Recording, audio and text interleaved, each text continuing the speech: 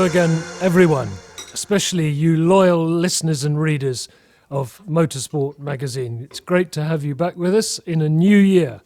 I know it's the 19th of January, but Happy New Year to all of you. And I hope that you'll stay with us throughout the year for these fantastic podcasts. And I tell you what, we've got a great one for January today, because with us is Dario Franchitti, one of our most popular guests. And one of the reasons I know this is because of the number of questions that you send in for Dario. So welcome and thank you very much for coming. Thank you. Nice to be here. Have you come all the way from Scotland for us today or not? Yeah, actually I did. I've got a thing on tonight that I managed to fit in, but generally just came down, fit in a dinner last night with Marino and Steve Soper and David Cuff and John Wheatley. So we had a bit of a good time with that. But yeah, good. Here I am. Good. Well, great. So Dario Franchitti with us for the whole of the next hour. But for the first half, we're going to get into your questions. That's you, the readers and the listeners who've written into our website, motorsportmagazine.com. And the first one comes from Patrick Floyd. And Patrick wants to know, Dario, of all the Jim Clark cars, which would you most like to drive in competition?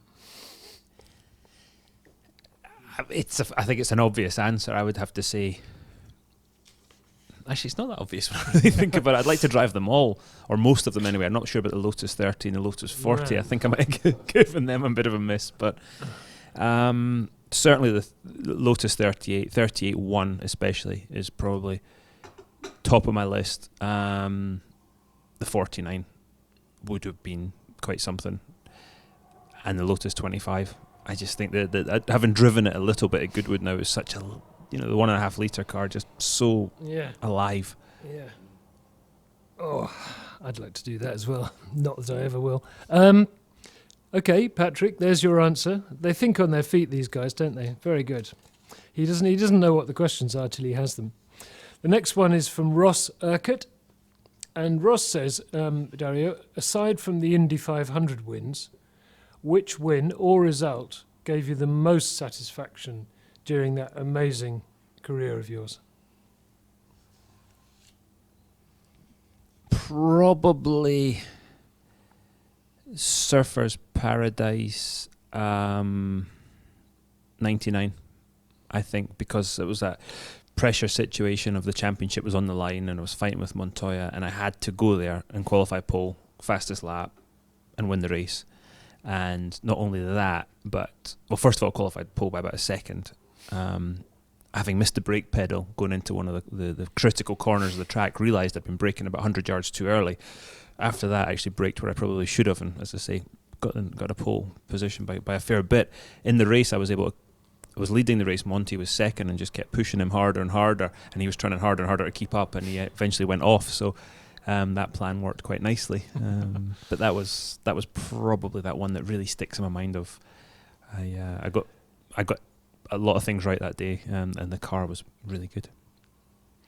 I tell you what, for a man who's won so many races, it must be quite tough to think of the answer to that question. Anyway, thanks. The odd question is, though, the odd thing is, not the question, but a lot of times you get more satisfaction out of a race you might have finished fourth or fifth. It's not necessarily those wins. You think, oh man, that one I came from the back and I had to overcome something. Sure. Those a lot of times are more satisfying than anything else. Okay, the next one is from Matt, and he wants to. Well, I'll tell you what he says. He says he'd like to ask the historic enthusiast, Mr. Franchitti, the following question: you've got one afternoon, one track, one car, and no rev limit. Oh. I've never driven on the new course, never mind the old course, but I'm going to say the old Spa. And as far as cars, there's two that spring to mind. The 99, again, Reynard Honda, is one of that I've driven and raced. I love that car. I'd hate to think of the terminal speed it would have achieved at Spa, though. It would have been terrifying. Arriving at the kink.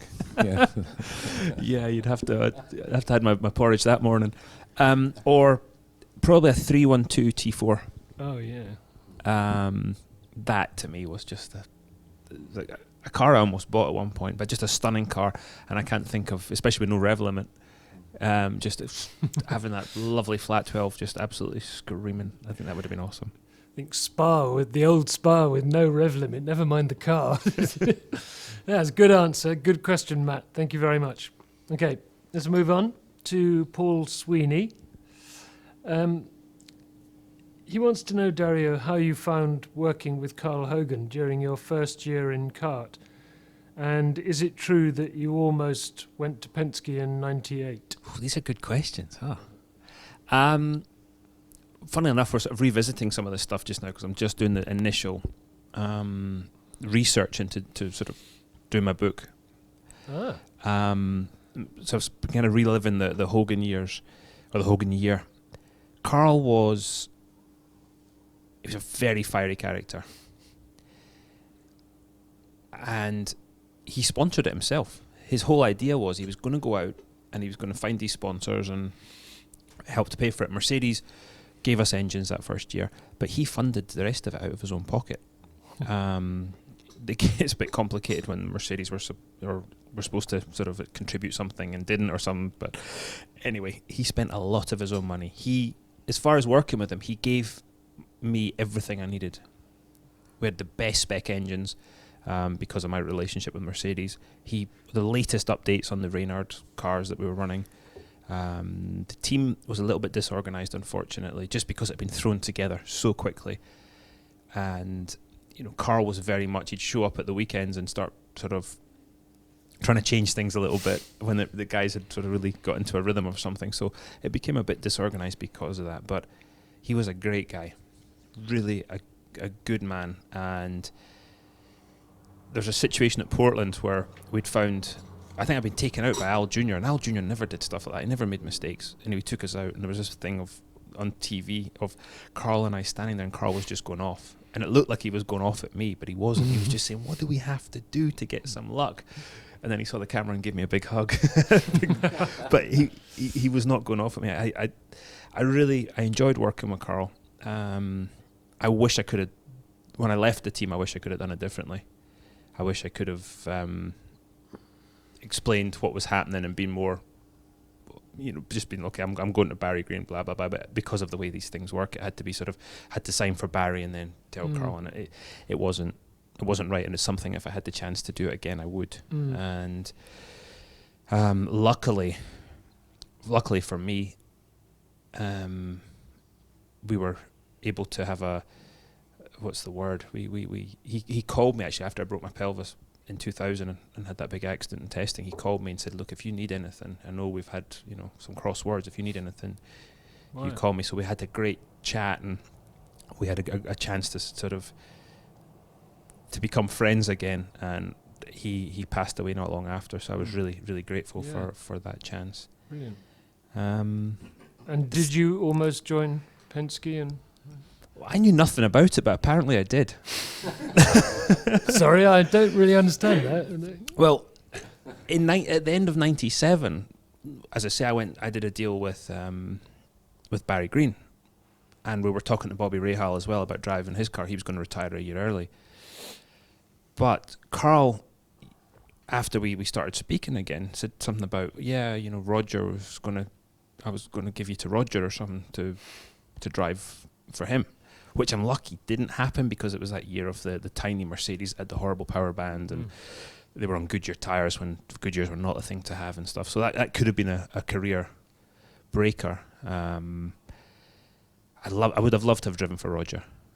As much as I loved, one of my real things that I got satisfaction at was beating the Penske team because they are so good. I would have liked to have driven for Roger at some point. And on numerous occasions we came close to it, including then in '96 I almost went over there as the test driver for Penske and doing a sort of a partial season. But when I did the Carl deal, that sort of fell away. Ganassi worked out quite well, didn't it, really? Ganassi worked out better than I ever could have hoped. And Chip told me at the time, he wanted me to sign a napkin in our famous Detroit meeting where we were negotiating this IndyCar contract that literally happened on the spur of the moment. He's like, just sign a napkin, you won't regret it. And he was 100% right. Him and his team, they really did. They changed my life. Yeah. The book, The book. Are we going to have a Dario book? This sounds good. We're trying to do it right now. We're sort of doing the initial research and stuff. Brilliant. We're trying to put the deals together to make it to get it published and everything. So, it's interesting to go back and start going through everything, and then the memories it brings up and the extra little bits you've maybe forgotten about. Yeah. So it's fun, and I'm doing it with a friend. So all will be revealed, but I'm doing it with a good friend of mine. So that's fun. And will it tell it like it is? So far, yeah. I think I'm going to get in trouble on some of the stuff. But Good. We went to the what I call the I Love Me room the other day, which is all my memorabilia and stuff, and we started going through some of the bits and pieces that were there, and I'd forgotten about some of the stuff that's there. Letters from team owners, and really it's kind of fun stuff to look back on. Good news. Dario, you said before we started recording that your filing system for your books at home, you categorise the books by putting adjacent to each other books about drivers who were friends, got on with each other. Where will you stick the Dario Franchitti book when it's written? That's a good question, Simon. Not next to the Jimmy ones, because they're in their own room.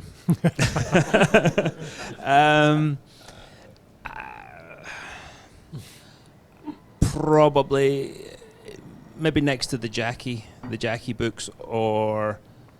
There's no Kevin McGarity books, are there? There isn't a Kevin McGarity one yet. I'm working on it. God, that would be a good book. He features heavily. He will feature heavily in my book. I can guarantee it.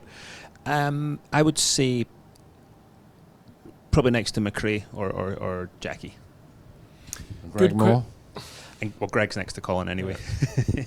Good question, good answer. Thank you, Simon. I should have said earlier on that Simon Arron is here with us, as is our editor, Damien Smith, and our editor-in-chief, Nigel Roebuck. Okay, and you'll be hearing from all of them later when we get into our Hall of Fame American racing voting system. Okay, John Saviano wants to know, why is it that some IndyCar drivers make it in Formula One, Mario, Jacques, for example, and others don't? Is it because the disciplines are so different, or is there something more to it than that, do you think, Dario? It seems to me that it is more and more difficult for people to cross disciplines. Why? Because it's more and more specialised. Right. The details are smaller and smaller. The difference between success and failure is probably smaller and smaller. It becomes down to now, you see what happens with Lewis, for instance, when they did this thing with the tyre pressures. If that is indeed what caused the slump at the end of the season, it's that kind of small thing that can make the difference between success and failure. So you imagine a guy jumping in from an Indy car that weighs a load and has this type of tyre with this type of grip, and you jump into a Formula One car which is a lot lighter, has these completely different tyres, the brakes, everything is so different about it, which I've experienced obviously a couple of times in my career a while back, but I think that is probably why some guys, especially recently, have struggled. Zanardi, for instance, really struggled because of those horrible, crappy groove tyres. And I know when I drove that Jag, the slow corner grip was ridiculous. I mean, it was like an elephant on ice. It was just terrible. And okay, the Jag was not the be all and end all. No, sure. But just that sort of thing.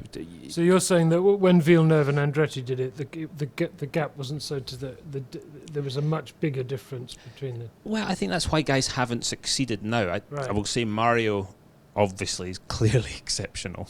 I mean, he did it for so many decades, whether it was IndyCar and then obviously F1 over such a long period. And Jacques, the cars may be somewhat similar in terms of the slick tyres and stuff, but when he came over again, it was in a great car, but he did a fantastic job, and I definitely would not take anything away from what he achieved by saying, it was easier for him. It certainly wasn't, but he nailed it.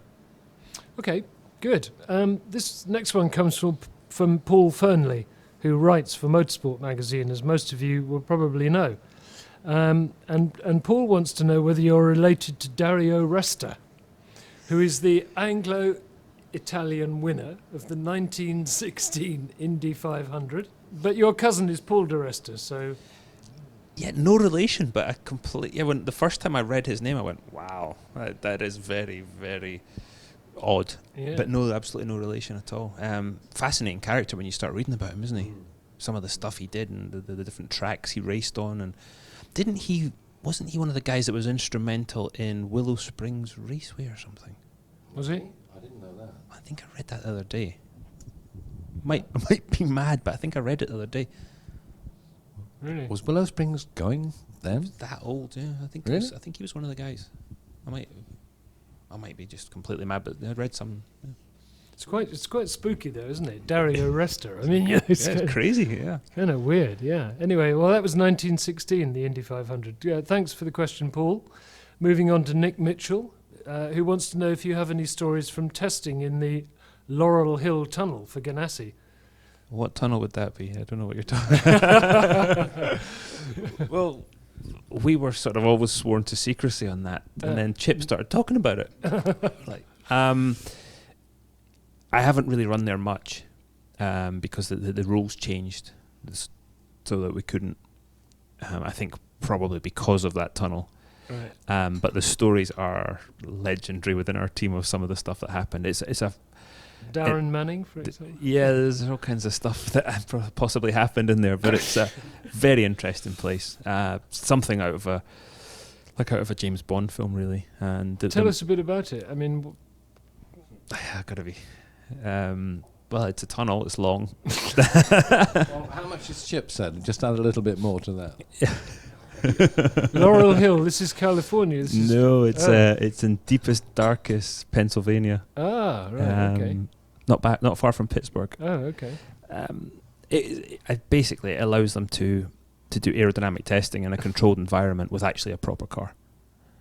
And you don't realise quite how quick you're going in a racing car until you go down a tunnel that's quite narrow at serious speed. It gets your attention, put it that way. I bet it does, The, yeah. the noise must be amazing. The noise is cool. The noise is very, very What sort cool. of serious speed are you talking about? I can't say. I mean, there's some things we gotta. Yeah, Okay. it's proper speed. I mean, we're not messing about, and it's certainly not to scale. You know, it's full. Yeah, it's full. What is it?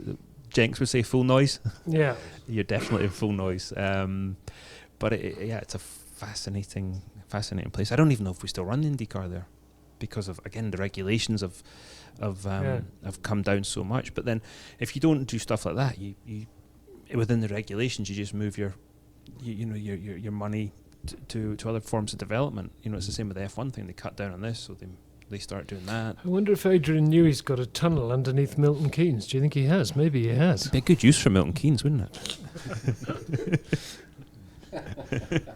I want to tunnel out of there, yeah. Yes. Okay.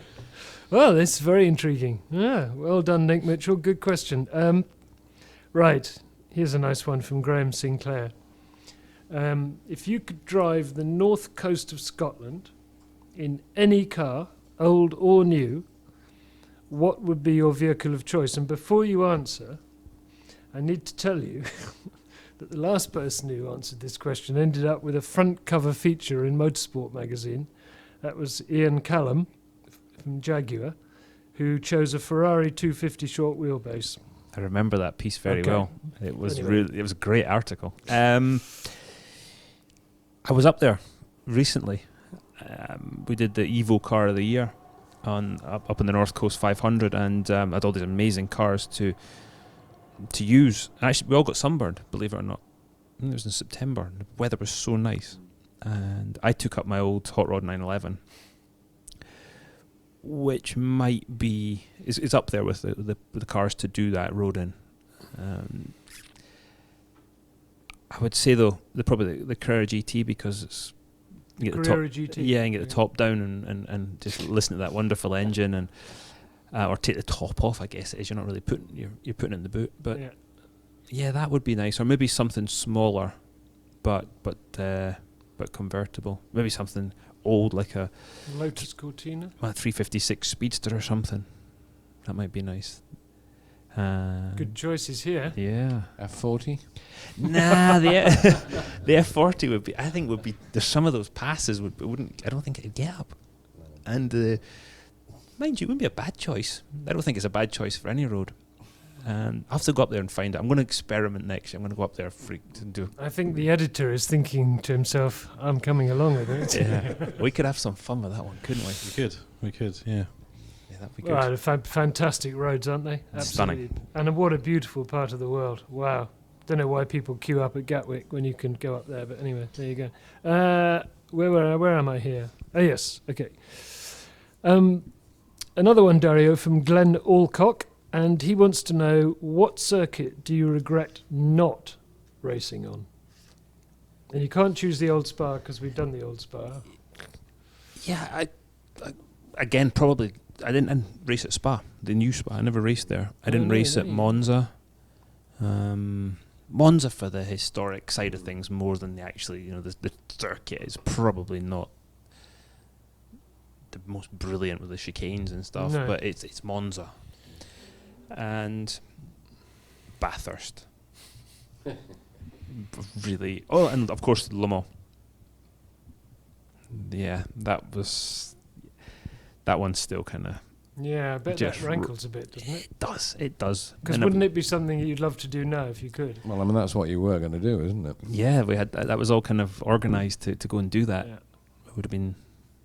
Yeah, it would have been the last year. Yeah. In a car that actually did very, very well. Very well. You must be excited for Marino and the big Ford GT chance. I am delighted for Marino. It's such a well-deserved thing. He's worked so hard to get in that position. And he had a tough time. He had of no real fault of his own. I think he won Sebring, and I thought, here we go. He's won that now, and I think it just didn't happen for one reason or another. But he was always on Ford's radar, having won that for the first time. Well, for them for the first time since '69, was it? So he's really happy. Great program. What a car! I mean, really, and I love the fact that Ford are going, right, we're doing it like we did in the '60s. They're showing up 4 cars, big Armada, and they're celebrating the history of their brand, and what a history it is. He's he dropped me off at the station this morning in his yellow 5-litre Mustang. handy little car. Subtle. Great car, actually, really quite good. Oh dear, I like it. Well done. You're doing well, Dario. Thank you. This is from Stevie Mitchell. I'm not quite sure about this question, but I'm going with it anyway. He wants you to tell him whether it was harder to master Indianapolis or Ingliston. Well, I won at Indy. I never won at Ingliston. Oh, that's. Yeah. I've been talking a lot about Ingliston recently. Yeah. Indy is such a crazy place to master because it changes all the time. Nigel was there last year again, and you look at it and you really think, just turn left. 90-degree left-handers, 4 of them. It really can't be that difficult. And it changes all the time. The track is constantly changing, grip level, with the sun, with the humidity, wind direction, all these little things change the track, and so it's constantly almost changing shape. And the way I used to drive it, I would visualize it in my mind changing shape. I'd look up at the windsocks, for instance, and I would in my mind visualize the track. One corner would become tighter, one corner would become more open, one corner would become slightly slower, one quicker, depending on that wind direction. So I had a kind of peculiar way of dealing with the track. In our next issue, Dario, Simon Taylor's had lunch with Montoya, which is a great read, out at the end of the month. Yeah. I think he found Montoya quite hard work, but actually, Juan did get into the spirit of it, and he did tell some good stories. But he talks about Indy and that attitude he had when he first turned up and said it's just 4 corners. But even now, he said he refused to get psyched out by the place, basically, and just, approached it like any other circuit. So is there a psychological element to that place, do you think? Or Oh, hugely. And if you're mentally strong enough not to get psyched out by it, so much the better. But it is a place that if you allow it, it will mess with your head. Yeah. Absolutely. Because you're in the car for such a long time. As in, it's a week's running now. Used to be a month. Now it's a week. But every minute, every second you're in that car, you have to be given 100%. Because if you're not, the car doesn't handle right. Number one. To set the car up properly for the race, you have to have it on the ragged edge. and that just leads to mental fatigue. And with mental fatigue, you start to, if you allow it again, to sort of to drain you. But I always used to talk about it like going to war. Going to Indy was like going to war. Every time. It was like, right, it was a battle between you, it, and the other 32 people that were out there, but it was you and the track first of all. It's relentless speed as well, isn't it? That's the thing. There's no place to relax at all. There is no place to hide. I watched, just a quick aside, I watched Dixon, and in qualifying last year, before they had the problems with actually they'd had a couple cars over, but before they turned the boost down, Dixon was one of the first guys out to qualify, and it was starting to sprinkle pretty hard. I mean, I was getting kind of wet in pit lane, and I was kind of screaming at the official to tell him to throw the XXX yellow flag because it was at this point dangerous. Anyway, Dixon went round, and his first lap was a 233 average, and it was raining, and then luckily they threw the yellow. And I said to him afterwards something like, "It's bloody raining, Scott." He said, "Yeah, mate, she got a bit interest in there in 3 or something." And I just thought, nutter. But it's I guess the answer to this question is that Indianapolis is a tad harder than Ingliston.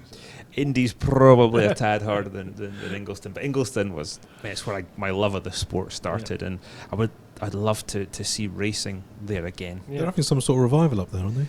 Yeah, they haven't really got the full track though, and I don't unfortunately think it was properly supported, which was a shame. But it would be nice to get it all going again. It was such a history to that track. And Scottish racing, it'd be wonderful. Such an unusual, special place. When we did our 1960s photo bookazine last year, during the research for that, I came across some pictures in the LAT archive from Ingliston, and it's the fact there's a milk bar or a milkshake bar right by and there's an Imp and a Mini more or less going through the front window, and just to have it's got features that no other circuit had. But Dougie Niven went over the barrier, didn't he, and ended up in the on top of the toilets. Actually went through the toilets, so they moved the toilets then thereafter. Yeah, I managed to put Kevin. Well, I didn't put Kevin. Kevin missed a gear, and I bent his rear suspension when he missed the gear, and when he turned left in the first part of the Ingliston S's, which were flat out, the car turned hard left in the barrier. So he almost followed the F1 car that I saw as a kid go over the barriers there, which was quite something. Okay, I'm afraid we'll have to move on fairly briskly because we've still got our Hall of Fame to come. Dario, this is from Istvan Simon, and he just wants to know which of the 3 Indy wins was the toughest. Quite a nice, straightforward question, I guess. Oh no, I don't think it is. It's not. Each one was difficult in its own way. The first one, because it was the first one. Yeah. The fastest of the 3 cars, the 2010 car, was just a rocket ship. Unfortunately, I had to save a lot of fuel at the end to make it to the finish with when the last pit stop happened. But that car was ridiculous. You could pull away, seconds in a matter of a couple of laps. It was just a fast car, which I almost screwed it up by rubbing the wall out of turn 1 whilst adjusting the weight jacker mid-corner. Silly thing to do. The 12 one was very difficult because of the whole spinning or getting spun by Viso in pit lane and then having to come from the back to the front again. I think as a team performance that was good. The guys fixed the nose, didn't panic. Yeah. And then obviously the Sato attack on the last lap got the heart rate up a little bit. So yeah, 7 was being the first one, but 12 was probably the biggest adventure. I mean, it's amazing. I mean, to win it once is something, twice is something, 3 times, fantastic. Great achievement, isn't it? I like this one from Melissa, who's in Ohio. And she wants to know what's been the most difficult part of your retirement. I think that's an interesting question for a guy who was so, full on as you were. It's a very good question. I think in some ways I've been cushioned. The blow has been cushioned, shall we say, because I'm still working with the team. I'm still involved. I'm not sort of driving the car, but I'm still working. Last week I was on the phone with my old engineer Chris Simmons, who's working with Scott, and was like, right, what's going on? What are we doing for St. Pete? How's this going to work? What's going on there? I was on the phone to Scott about, okay, where did we struggle last year? So I'm still involved in that. I love that part of it, and I still get to be part of the team and enjoy the highs and lows of it. But you haven't got the. Is that good and bad, Dario? I mean, because in a way, you're still involved in that part of it, but the last bit is not there. Is that? It's all. I think it's all good, because it's sort of half the. I get to do. It's half the bit. It's not the most fun bit, but being involved in that championship battle and the tiny bit I was able to contribute to that. The feeling of watching Scott do what he did at that last race was, I tell you, what a feeling that was. I do miss, the hardest bit is missing driving the car. And again, going back to what I said about ovals, it was like going to war. So there's that bit. My mind's moved on from that. I couldn't do that again. No matter how much money you paid me, I don't think, get back in a car and drive on an oval at the level that is required.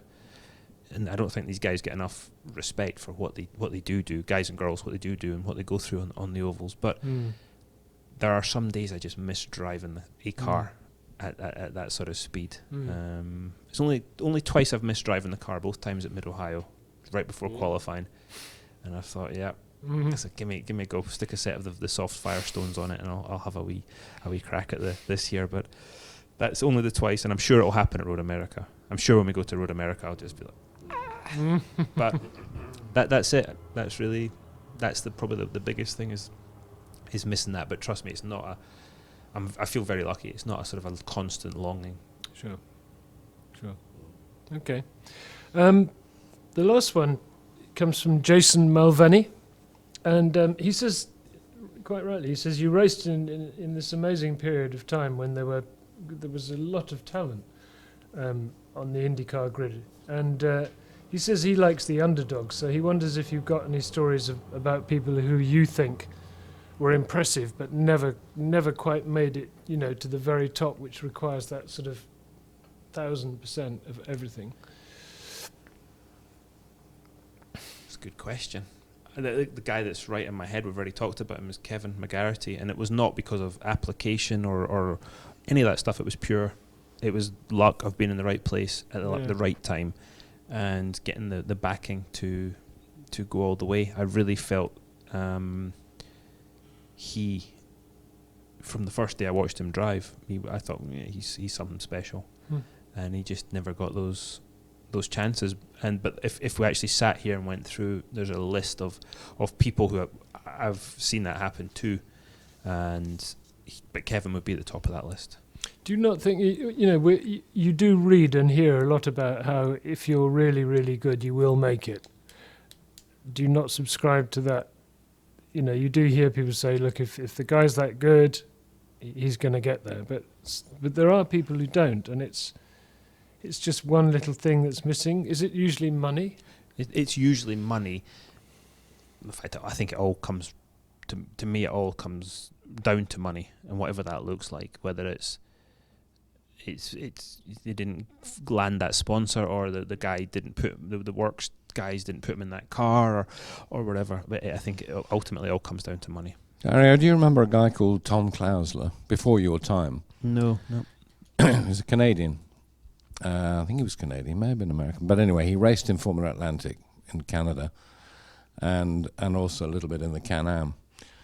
And about a year before Gilles was killed, I was talking to him one day, and I said, we were just talking about the drivers he'd raced against and how he rated them.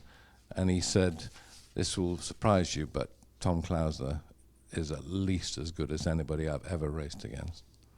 And no one will ever know it.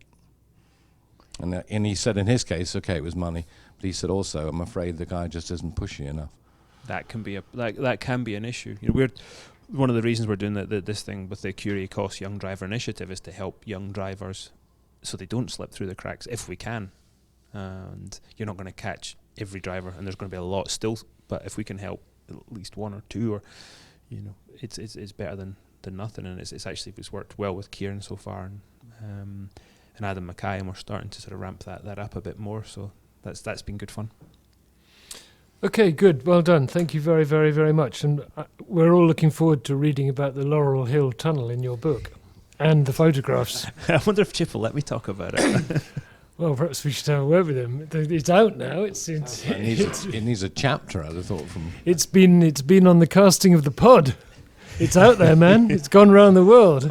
Okay. It was in race car engineering, I think. As I say, we were all being quiet, and then Chip's like, "Oh yeah, we have race car engineering. What's that?" Anyway, okay. You're listening, of course, to the Motorsport Magazine podcast. We do this every month with a different guest and different subjects. And with me today is our editor, Damien Smith, our roving man, Simon Arron, and our editor-in-chief, Nigel Roebuck. And over in the corner is Ed Foster, who's our website editor. And he has a whiteboard with him, and I'm going to tell you why. Because for the next half an hour or so, we are going to choose 12 American racers for our Hall of Fame American. It's okay, Demo, I'll get there. I never doubt you, Rob. I never doubt you.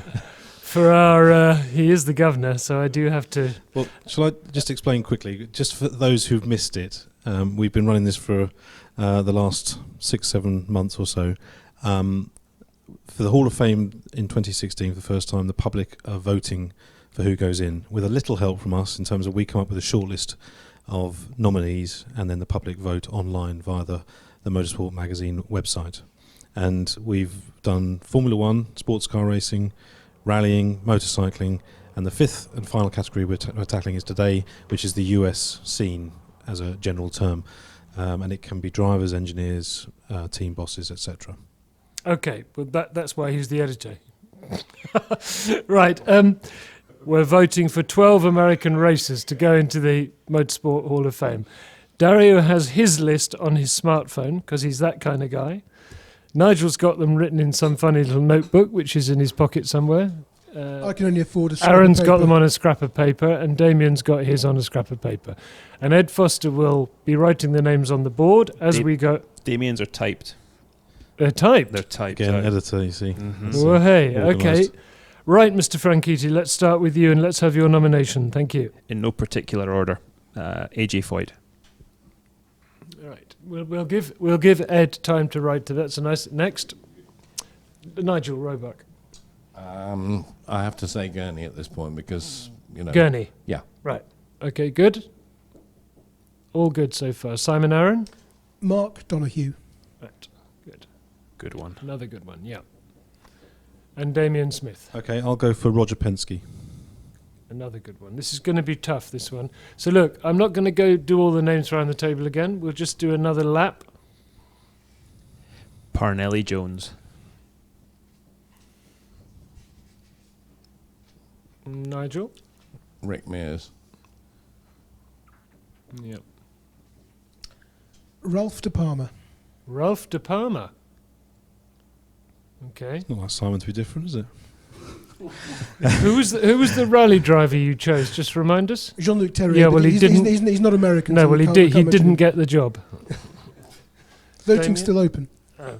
Okay, so let me just have a look. Yeah, okay. I'll go for Richard Petty.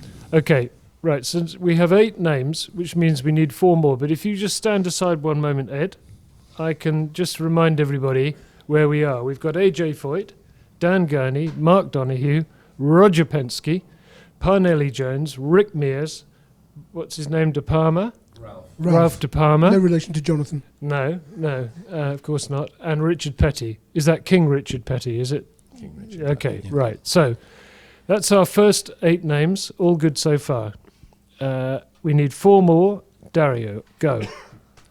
Oh, I've got 3. I feel must be in it.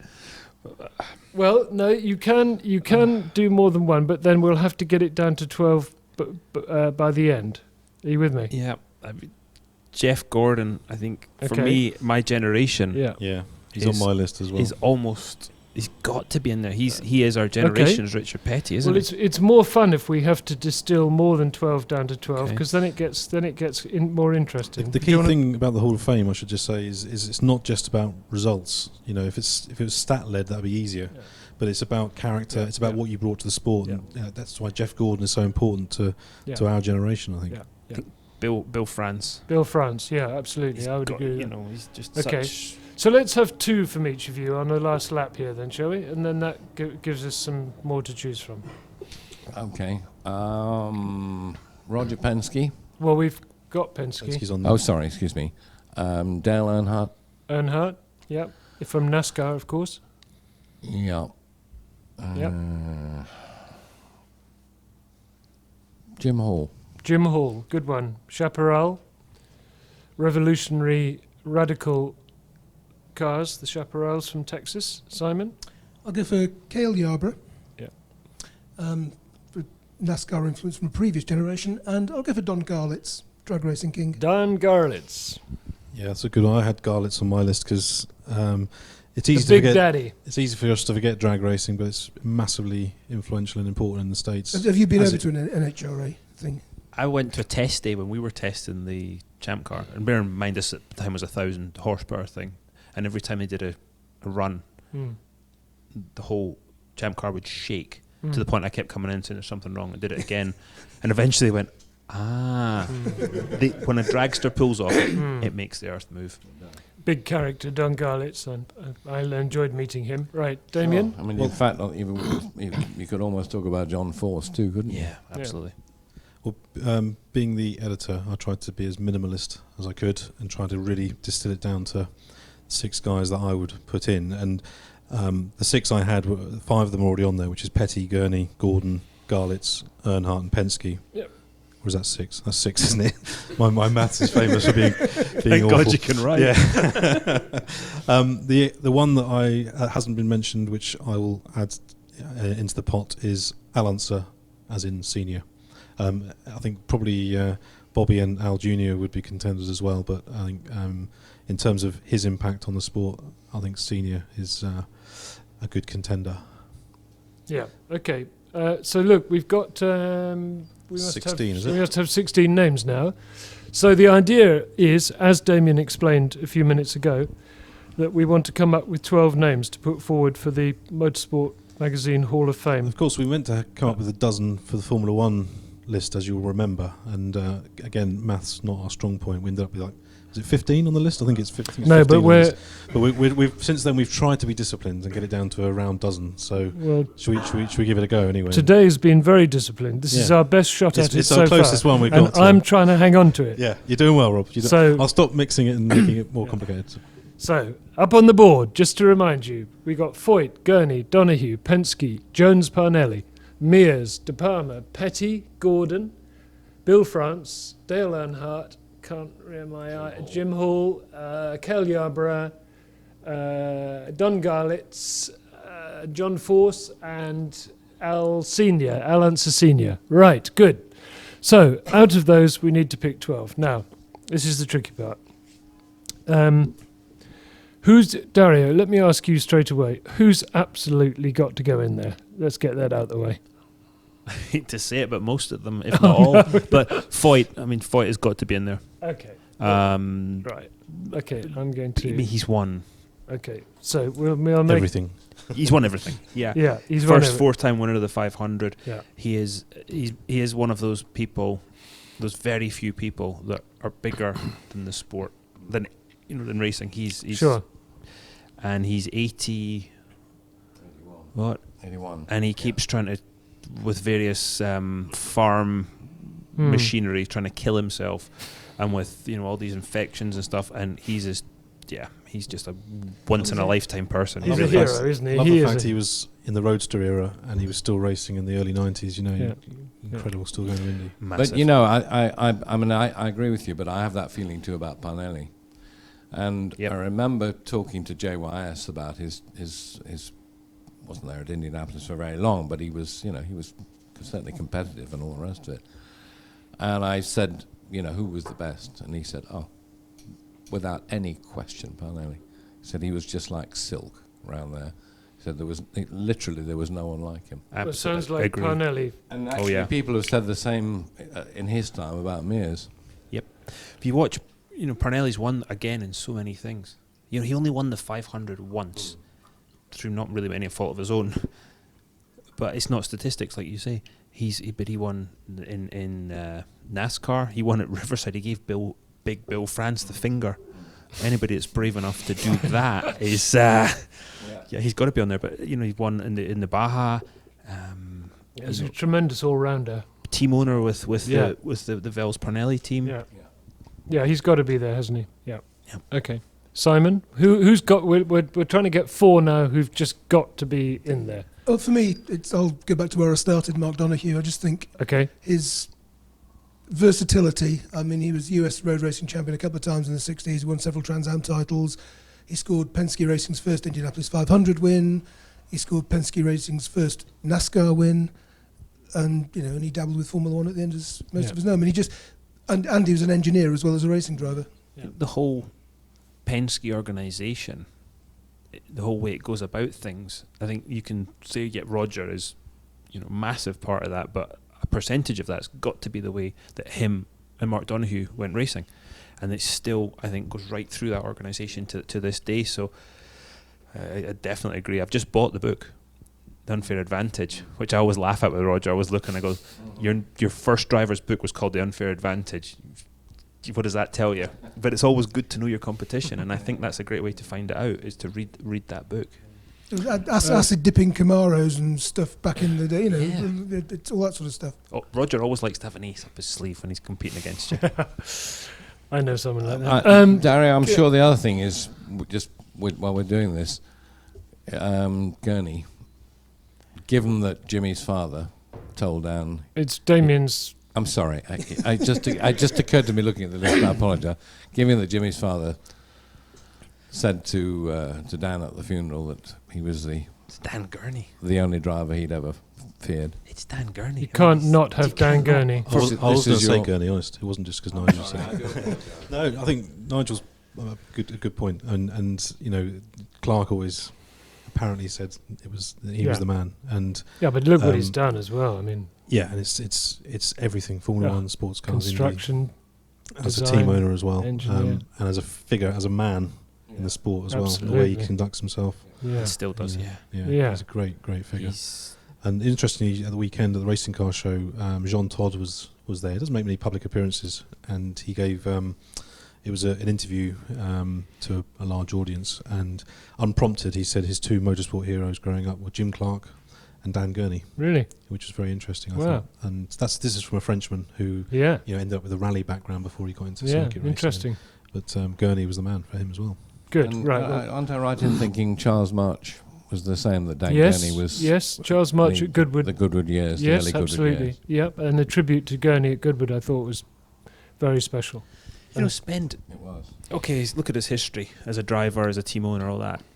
But if you're fortunate enough to spend 5-10 minutes, or in case 5 hours, just talking to the man. He's one of life's great people. Yeah, and he could have been a movie star. Oh yeah. And he built the Alligator motorcycle. I mean, Gurney, if Gurney's not in there, I'm Mrs. Thatcher. I mean, I've been lucky enough to interview him a couple of times, and the last occasion I emailed his PA and said, I'd like to talk to Dan about a couple of things, any chance? She said, he's away skiing at the moment, but I'll see what I can do. Within 5 minutes, she's emailed me back saying, right, this is the telephone number for the skiing lodge. He's there waiting your call. and I then had him on the phone for 20 minutes, half an hour, and he was expecting my call, and he was just a delight. Yep, he's got to deal with. He has that glint in his eye still. He just great absolutely guy, delightful, fantastic guy. No doubt. Okay, so look, let's recap. Sorry, excuse me. These are the names that are definitely going into the Hall of Fame for the voting: Foyt, Gurney, Donoghue, Parnelli, Jones. So we need 8 more. 8 more. Yeah. Right. Damien, let's start with you. We need to choose. Let's do another 4 and then review where we are. Yeah. Okay. Good idea. Well, I'll go for Penske next. I think Penske, as the biggest figure and most important figure really in American racing for the last 50 years, I think, cannot be on a list of Americans. You can't be without him. And he's my local car dealer. in Edinburgh. There's always an agenda here, isn't there? He actually sold me a car himself. Really? It was the first time he's actually managed to get money out of me, and I think it made him so happy. I was to say, he must have loved that. After all those years, he did say that he's like, finally got some money out of you. But it was a good deal. But yeah, no, you're right. I mean, all joking aside, for all the decades, the different formula, the success. You see that picture. There's that famous picture of him sitting there with all those baby Borg trophies in the distance, and all this time later, he's still the standard setter. Yeah. He still is the guy that every week you're going to have to go out there and beat his team. And Yeah. what a personality. Nobody's chosen Chip Ganassi, and is that because Ganassi, if he's still doing what he's doing in 30 years' time, or what? Because it shouldn't be on stats alone. And anyone who beats Penske regularly has got to be pretty. We were joking about it earlier, weren't we? Before we were on air, I was like, with Chip, but Chip really should be in there. But there's a very limited number, and Chip is, and in time, I believe Chip's numbers are going to be ridiculously good, because he's won the 500 a bunch of times. He's won the Daytona 500. Yeah. He's won the sports car races. He runs cars over a wide variety. But Chip's he's a racing person. I see him at Daytona at that first test at the turn of the year, and he's bouncing around. He's happy to see him all year, because he's like, I'm at a racetrack. I haven't been at a racetrack for 2 months. Yeah. He bleeds it, and he will one day absolutely be there. Okay, well, I guess I'm not helping by introducing another name. So, Dario, who else has just got to be in there? I look down that. I'm looking for the one that shouldn't have to, shouldn't be an automatic, and there isn't one. So Jeff Gordon. Let's just go. Let's move. We've done I think we've covered a lot of IndyCar stuff for a minute here. I would say from my generation, let's go with Jeff. Yeah. Okay, Jeff Gordon. I think it's that thing about a Californian coming through, and the blue-eyed boy, and he was young, and he was the antithesis of everything that Dale Earnhardt stood for, and he was the first of a generation of NASCAR changing, I think, and becoming, moving into the modern world, really. And he was brilliant as well, wasn't he? He was really. And in fact, he should have spent his life driving single-seaters. Yes, there is that as well.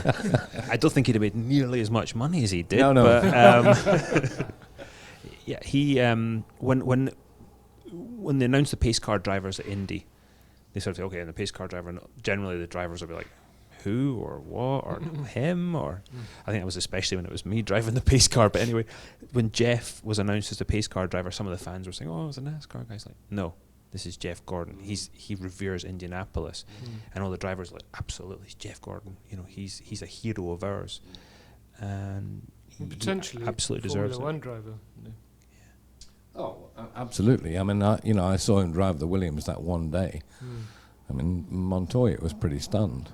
And, for Montoya to admit he's impressed takes a lot. I don't think I've ever seen that. And I've known him a long time. But obviously, having driven NASCAR and watched him, what he did, these guys have an immense amount of talent, which maybe wouldn't certainly translate to an IndyCar or certainly not a Formula 1 car, but they have immense talent. And with time, he could have been good in any discipline.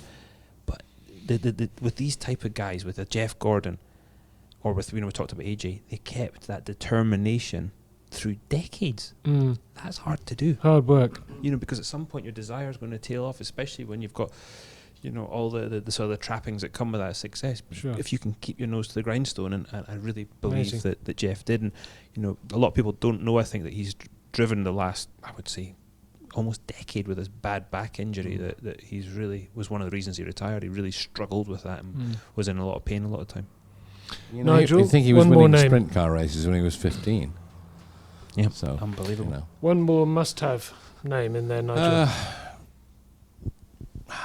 I think you cannot have any list of American names without Richard Petty, can you? Agreed. Yep. Totally agree. Agreed. It's still, people will say, oh, well, it wasn't as competitive back then, and maybe it wasn't, but 200 wins.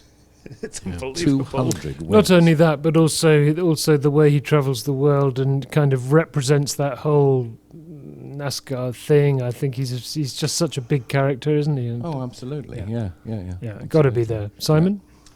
I'm going to stick with NASCAR, and doesn't have quite the same track record as Richard Petty, but Cale Yarborough. And I think, it was pretty feisty in his day, very feisty. I mean, and there's a school of thought that the trackside fight he had with Bobby Allison actually helped boost NASCAR's popularity tenfold. But he also won, I'm not sure if it's 3 or 4 Daytona 500s and three titles. It's 3 of one and 4 of the other. I can't remember which way around it is. But he was and he won 85 races, something like that, in Winston Cup, as it was called then. I just think he kind of transcended the sport. I mean, there were several like him, Petty being one, several Allisons as well. But I just, and it's a quick name as well, isn't it, Cale Yarborough? That's going to be worth half a second. Yeah. It does sound very NASCAR, doesn't Yeah, it? it It does. sounds immensely NASCAR, but it's worth half a second. Also, we do like a good trackside fight, don't we? Oh, God, yeah. I mean, no. Can I... Just one thing for the readers here. If you haven't heard of any of these people, if you heard of them but you don't know much about them, read about them, go on YouTube and watch these things and just have a sort of a delve into the history of these characters if you get the chance, because they are a fascinating lot, and they're maybe not, certainly in the UK they're not household names, but these guys are sort of the bedrock of American racing, and I think it will be time well spent. In fact, Could I you would just come invite to the them Franchitti to. Landing Library? I would also invite them to search the Motorsport online archive. In fact, You are good. I know. Most of these guys have featured at one time or another in the magazine at length. Yarborough, I don't know how much we've done on Yarborough, but certainly the rest of them on here are Lunch all- with. Get it Okay, sorted. Yeah. good. Well, look, And while we're on this, we have to have Earnhardt, don't we? I think we absolutely have to have Dale Earnhardt.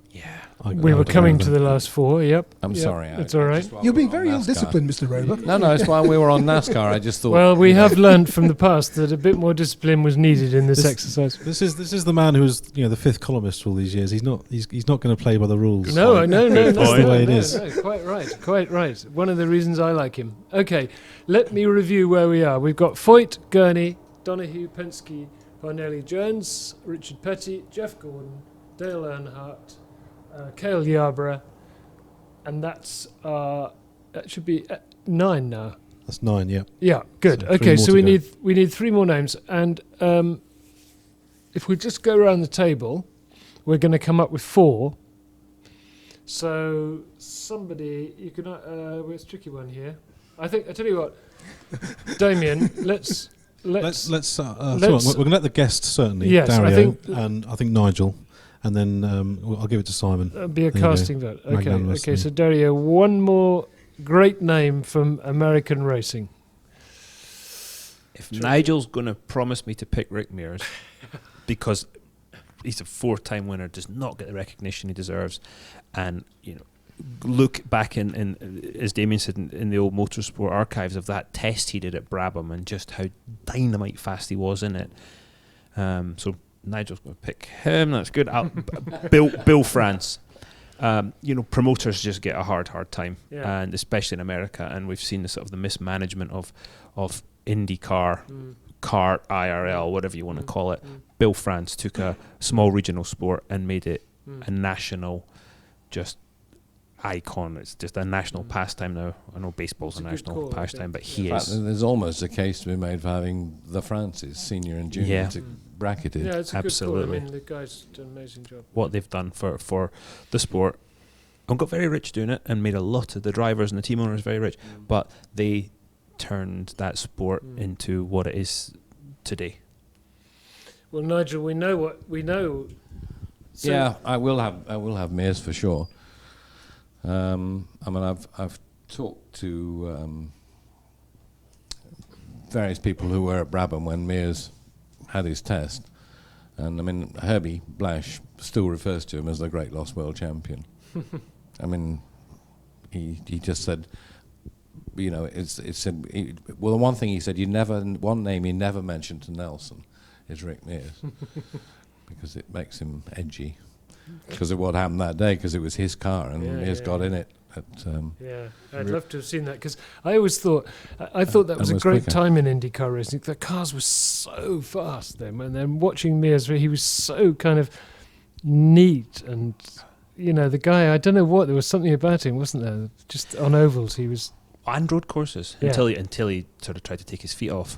But the thing with Rick is, the talent, the actual just physical talent, hand-eye, whatever you want to call that, is one thing. He was an amazing driver. The mental capacity, the smarts he has. There's a reason Roger pays him all that money. I spent a day with him. Unfortunately, it was just about the end of my career. I spent a day driving around LA with him to various things. I learned more in that day. I'm thinking, where's this guy been all my career? Just the way he breaks down a race or a track or a situation. Interesting. But yeah, I agree. Lost world champion. Interesting. Okay, let's let our editor tell us. I think I'm going to defer to Simon and allow him to have the final pick. Oh, sorry. I'm on the edge of my seat here because system would break down. there's basically two names on here that I'm really torn over. So go for it, Si. My inner renegade is very tempted to go with Ralph De Palma, because I'm not going with Ralph De Palma, but I mean he almost won the 1912 Indy 500. He did win the 1915 Indy 500, and in the International Hall of Fame, they reckon he scored something like 2,000 individual race wins over however many years it was.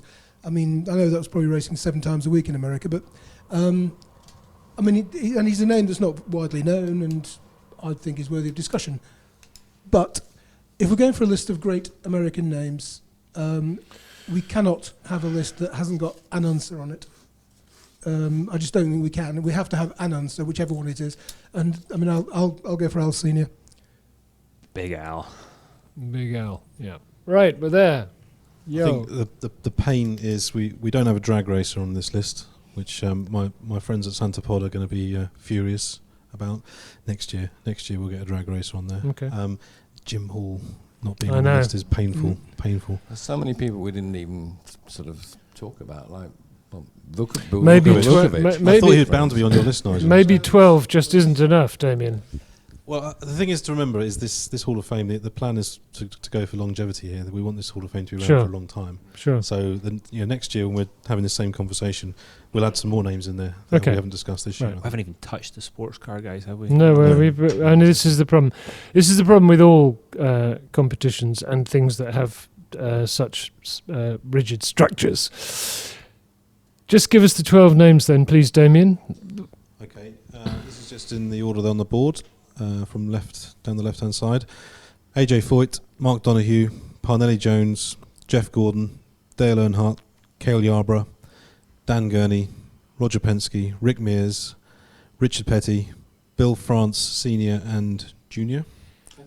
Yep, and Al Unser Senior. Good. Okay. Well, just to remind everybody that Mario Andretti and Dario Franchitti, two well-known Italians, are also are already in the Motorsport Magazine Hall of Fame. That's why they're not in that list. Okay. Dan Gurney is in the voting for the Formula One category, and he's now also, of course, in the voting for the American racing category, just to clarify that. And that's all you out there, listeners, readers, all you loyal people who support us here, you can vote on this category and all the other categories by going to motorsportmagazine.com / I hate that, Hall of Fame. So you go to motorsportmagazine.com / Hall of Fame. You can see all the names in all the categories and you can vote. So please vote, because then when we come to do our Motorsport Hall of Fame, it'll be you who chose the people in it, which is how it should be. Because you're the fans out there, we just do the talking. Exactly. Good. Fantastic. Well, I hope you've enjoyed it, everybody, as much as we all have. Every time Dario comes, it's always great. He's just one of those good guys, Thank you. And hopefully we'll be able to persuade him to come back later in the year. Are you doing Goodwood this year, or coming to Goodwood? I'm coming to the revival, and I think I'm going to be at the members meeting too. Good. Yeah. Brilliant. You must go to the members meeting. Yeah, that's Marino tells me that's where the fun is. He's apparently driving something there. Is he now? I am obviously Ford not allowed. GT, is it? Might be. Well, that's in March, of course, the Goodwood Members Meeting. But right now it's the middle of January, the first of our new year, first podcast of the year for us. We'll be back. I'm not sure we're coming back in February, or we are coming back in February. I know we're coming back in March with Pat Simmons, which will be a big one for everybody. But we will see you next month. Web editor Ed Foster nodding at me furiously. The editor looks happy, thank goodness. So we're all happy, and we all look forward to seeing you next time. Whether you're going to Mugello, Monza, Melbourne, wherever you're going, have a great season, and thanks for joining us today. Bye-bye.